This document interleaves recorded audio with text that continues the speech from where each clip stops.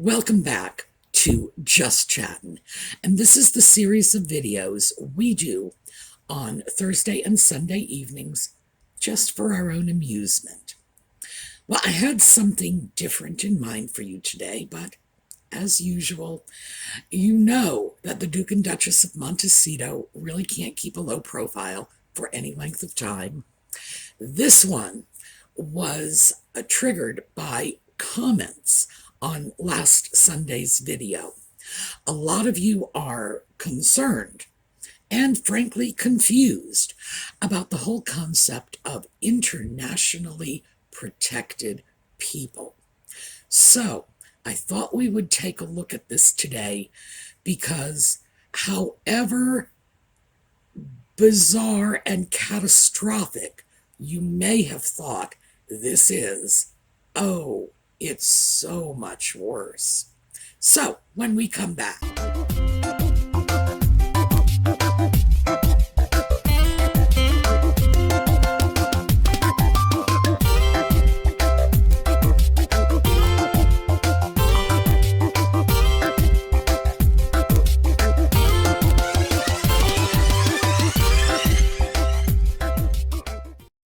All right, so let's get started. What is an internationally protected person?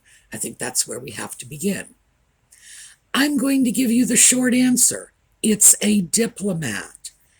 That's really all it means. The term is from the Vienna Conventions, 61, 63, 79. It gets amended. And instead of using the term diplomat because they wanted it to include a number of people that might be attached to a foreign embassy or a foreign ambassadorial trip to a foreign country, they chose the more vague and more inclusive internationally protected person. So let's look at who they are. The head of state.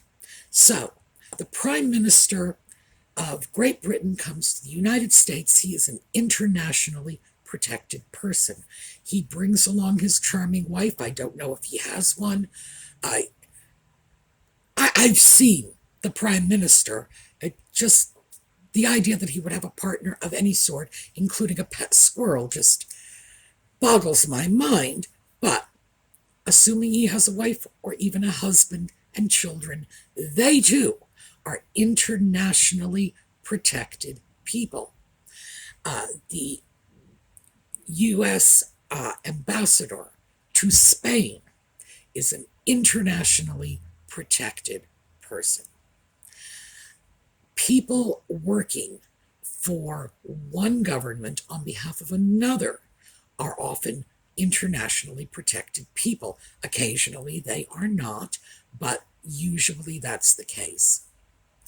The Queen is an internationally protected person. So is the royal family, as long as they are working on behalf of the British government. So let's say Princess Anne, hardest working man in show business, goes to Australia for a vacation. Personally, I think Anne is entitled to half a dozen vacations. If she's there to sit on a beach, get some sun, and look at the pretty boys, no, she is not an internationally protected person. If she's there on behalf of the government, opening a civic building or something, or I'm not sure what she would do in Australia. On the other hand, I'm sure she's the one to be doing it. Yes, she is. So, what internationally protected person is, in shorthand, is a diplomat. There are good reasons for this, and I say this for our UK friends who've had an experience that I'm sure left a very bad taste in their mouths, and we'll get to that in a minute. If you don't protect your diplomats, people are not going to send the diplomats to you. So if let's say the Italian ambassador comes over and he can be ticketed for jaywalking if the US doesn't happen to like his government's position on some political matter, yeah, it's kind of a problem. And that is the sort of thing that led to these conventions. People needed to make sure that their diplomatic contingents would not be harassed by local law enforcement, that governments would not use excuses to sway negotiations, things like that. There are good reasons for it. Now, I just mentioned the Brits and the diplomats. Well, here's a bad reason for it. 2 years ago, now the Brits know about this, but Americans might not. 2 years ago, an American diplomat or the wife of an American diplomat, and we're not sure about this because these are people who are over in the UK working for a US intelligence agency. We're not sure if the husband was working for the agency or the wife was. In any case, that's a red herring and we're setting it aside. It was a woman with diplomatic immunity, was driving on the wrong side of the road and collided with a young man, 19, on a motorcycle, and he was killed. Now, that's a great tragedy. No one is suggesting this was deliberate. It was a terrible accident. I'm sure the woman simply forgot what side of the road she was supposed to be driving on. That's not the bad part. Well, I mean, the bad part, of course, is the boy is dead. But she fled. She left the UK with the UK's permission, claiming diplomatic immunity. Diplomatic immunity was not intended to cover up crimes. It wasn't intended as a get out of jail free card. It has that reputation, though. And it's incidents like this when Ms. Sekulas, that's her name, Anne Sekulas, hits a kid on the street and then goes back home when the local law enforcement would like to charge her with dangerous driving. I don't know what to say about that. As I say, I do not believe for an instant it was anything other than a tragic accident. But should she have fled? No, of course not. Should diplomatic immunity be used to allow her to flee? No, of course not. But abuses happen. So, setting diplomatic immunity aside for a moment, let's take a look at how this relates to Harry's lawsuit in the UK. So, in order to do this, we have to go back 2 years, too. When Nutmeg and Ginger were exiting the UK, they published on their Sussex Royal website that they would still be internationally protected people. Now, the palace said no and made them remove it. Apparently, that's something that's been sticking in their craw, and they are looking to get this back. Harry, by demanding that the British government declare him and his family to be internationally protected people, because that is what he's doing, make no mistake about it. That's the only way he can get the London Metro Police to do their security. They do it for internationally protected people, and that's it. Think of it like the Secret Service in the US. So that would get their status back. Now, the reason this is an issue, obviously, is because it's not just about security. Frankly, even if it were about security, they're not working royals at this point. They're like celebrities. You know, if Angelina Jolie goes off somewhere, she brings her own security. If Mick Jagger goes off somewhere, I was just about to say he brings the Hells Angels. I'm giving my age away. He brings his own security, which may or may not be the Hells Angels. The fact is, they are not working royals, therefore, they are not internationally protected people, and the issue has already been decided. And it's a good thing, too, because what it would mean if they were back in the United States as internationally protected people is number one, the US would be paying for their security. Why? Because we do that. Prince Charles comes over to the United States, and he does that periodically, and his visits are always a great success.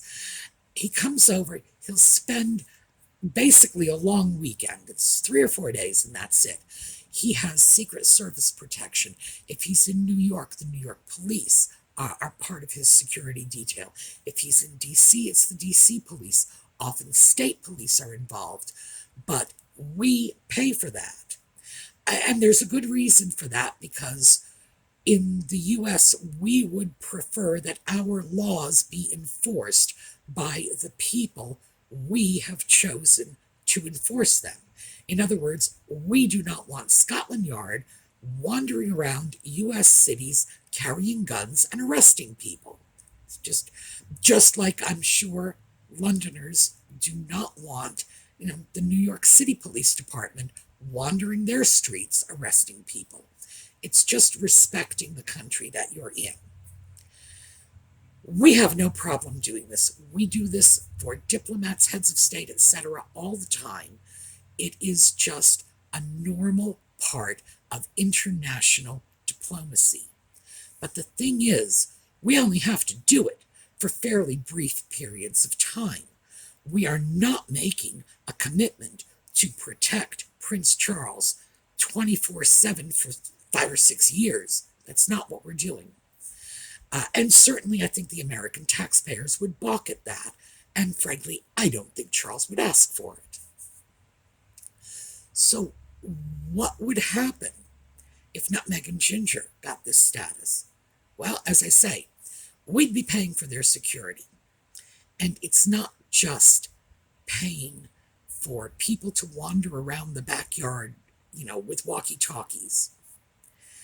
Anyone who has lived in New York City, around the United Nations building, or Washington, D.C., frankly, around anywhere, knows what goes on. We're talking motorcades with half a dozen SUVs and police cars with all the bells and whistles, quite literally, because those lights are flashing and the sirens are blaring.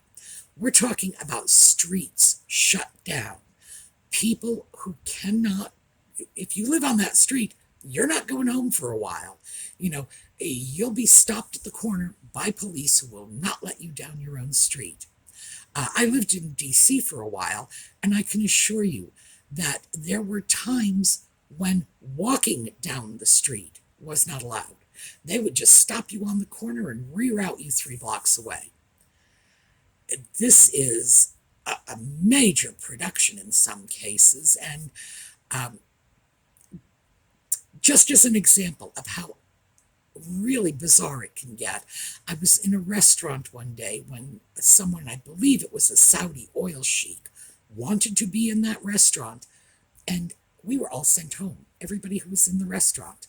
Now, this is a Saudi oil multi-billionaire, so in addition to paying our checks for the food we weren't eating on that particular visit, they handed us vouchers on our way out the door to come back for a complimentary meal at a time of our choosing. They were polite about it, so I can't complain too much.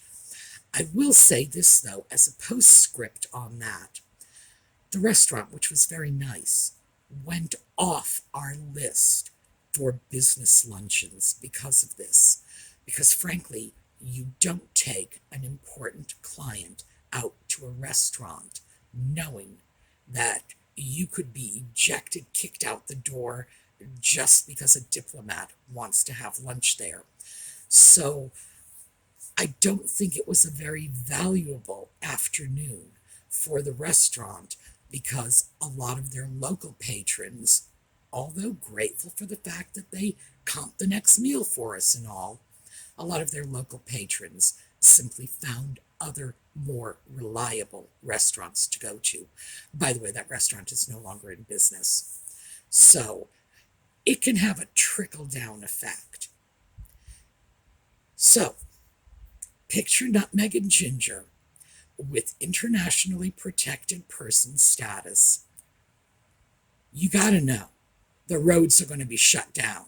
You've got to know there are going to be massive motorcades. You've got to know that when they decide they want to go shopping, which they will, the stores will be cleared out so they can do it alone.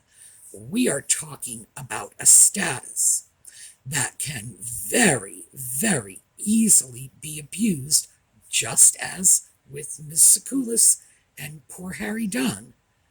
Very easily abused if someone is minded to do so. Now, this is not to suggest that I think Nutmeg and Ginger are going to be getting in their cars and plowing through motorcycles because they're driving down the wrong side of the street. No. But you gotta know, they are going to find a way to milk it for all it is worth, and that they are not even going to show up at the local Walmart without a string of police cars and Secret Service agents, because they love the trappings of royalty. Didn't like the job, but oh my goodness, driving around with those SUVs and the police officers and, people keeping the paparazzi away from them. Oh, that's a big thing for them. So, do they need this? Well, of course not. Now, Harry keeps talking about the paparazzi chasing him when he was at the unveiling of Diana's statue a few months ago. And of course, that has been widely debunked. Let me get you some pictures of that. By the way, I don't know who is responsible for taking these pictures. Usually, when I take something from the internet, I know, and therefore I'm able to credit the publication in the notes. In this case, I have no idea who put this together. But as you can see, there are no paparazzi anywhere. Either the man is hallucinating, which is possible, who knows, or it's just an outright lie. Again, possible, who knows. There is no need. The idea that he believes people are out to murder his wife and children, because this is what he's saying, that he cannot bring his wife and children to the UK in safety. I guess he thinks Yankee Wally has a lot of tomatoes, certainly enough for Nutmeg and the two little ones, but I don't know where this is coming from. I don't think there are any legitimate, credible death threats. And the only thing he is able to cite is, we will be chased by the press. It's like, good Lord, they love being chased by the press. Come on. For them, a day is not complete unless they can stage a photo op. So there's just no credibility there. The fact is, this is clearly part of a larger plan. That larger plan being to bring the trappings of royalty across the pond to California.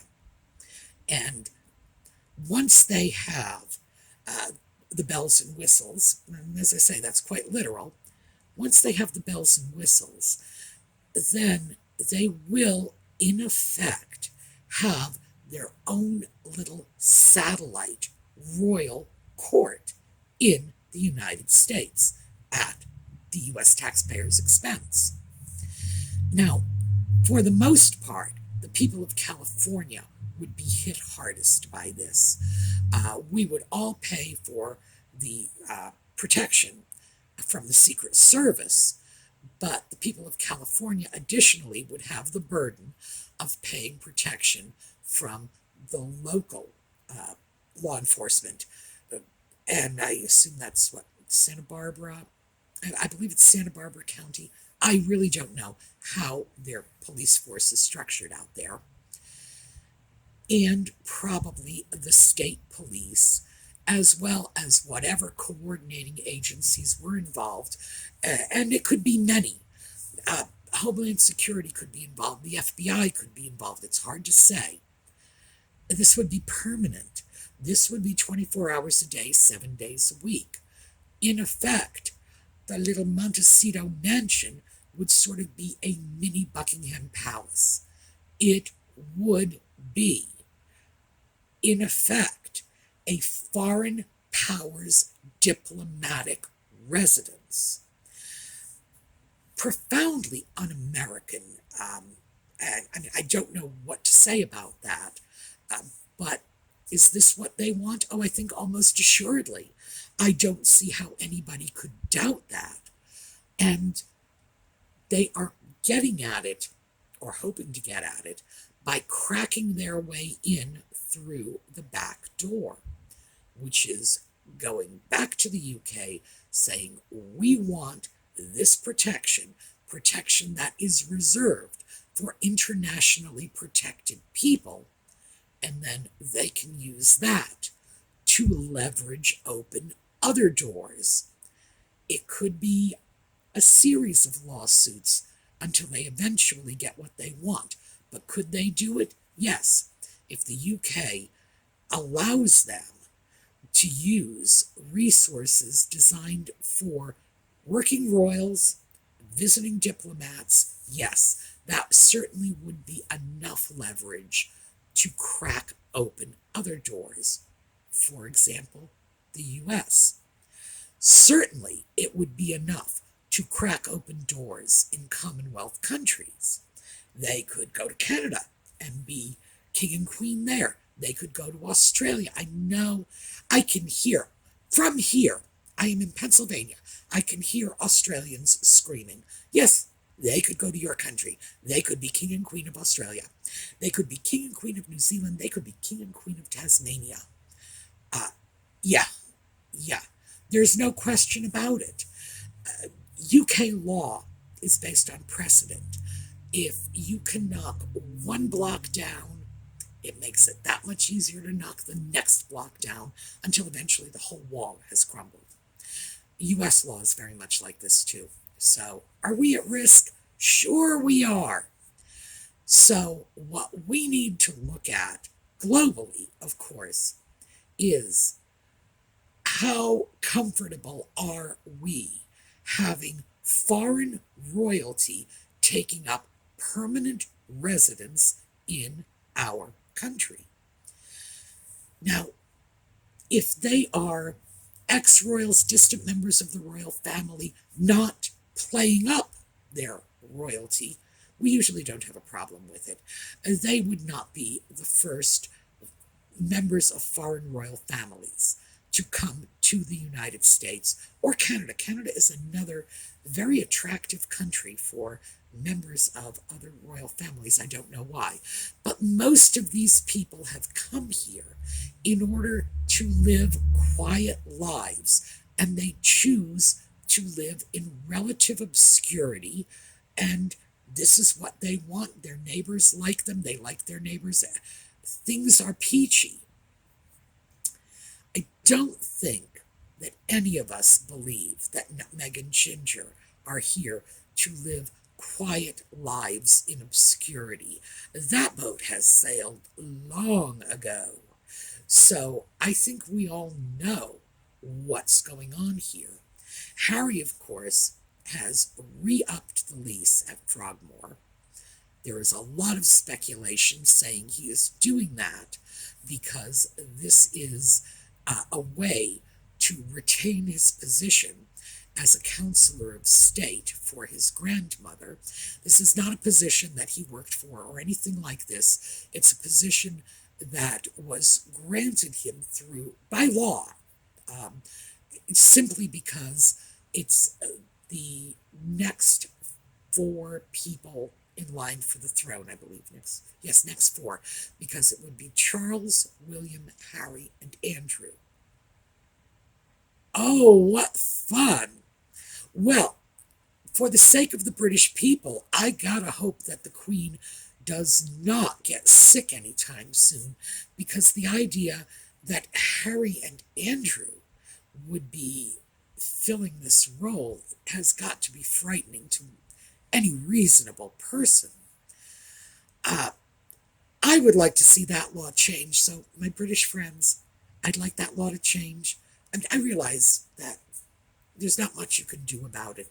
But if you ever have the opportunity, please remember that as long as you have Princess Anne, how many counselors of state do you need?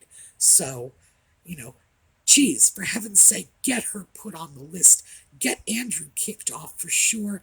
Harry is living in California. The point is that he is fighting tooth and nail to maintain his connections to the royal family. Because, of course, they're worthless without it. They are just second-rate celebrities. If somebody goes off to a restaurant in California and Brad Pitt is sitting at one table and the Duke and Duchess of Sussex are at another, you know who people are going to be fighting to be sitting next to. They are not even premier celebrities. They are just like Hollywood people. And they are in an area where, an area that's literally full of Hollywood people. They're getting lost in the shuffle, and they need to maintain that royal connection to maintain their status. Obviously, they're interested in upping the status too. So, is this something we should be concerned about? Absolutely. Should we be watching this case? Absolutely. Should we be prepared to take action if it starts to look like there's any possibility that Nutmeg and Ginger are going to be living in California semi-permanently and maintaining diplomatic status, not bound by the same ordinary rules? I mean, we're talking about the, thou shalt not kill, thou shalt not rob a bank. The ordinary rules that the rest of us are bound by. Yeah, we need to look at this. So, quick recap. Internationally protected person basically means diplomat. It doesn't just carry security with it, it carries with it diplomatic immunity. That being the important thing. It also carries with it all the pomp and circumstance of the motorcades and the police escorts and so on. Frankly, I think that's probably a lot more valuable to Nutmeg than the diplomatic immunity, because she does seem to favor, form over function.